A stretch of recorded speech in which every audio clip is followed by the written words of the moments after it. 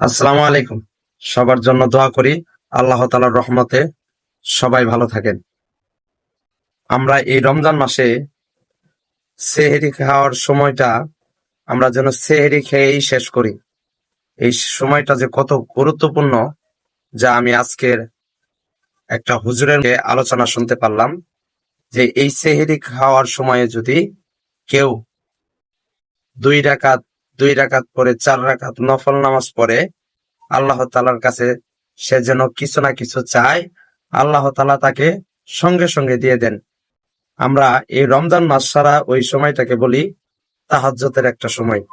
তাহলে ইনশাআল্লাহ আমরা যখন সেহরি খাওয়ার সময় ঘুম থেকে উঠব, আমরা অবশ্যই উজু করে তাহাজ্জুদ নামাজ পড়ে আমরা সেহরি খাবো, এবং কি আমাদের সকল মনের কথা আল্লাহ তাআলার কাছে খুলে বলবো ইনশাআল্লাহ।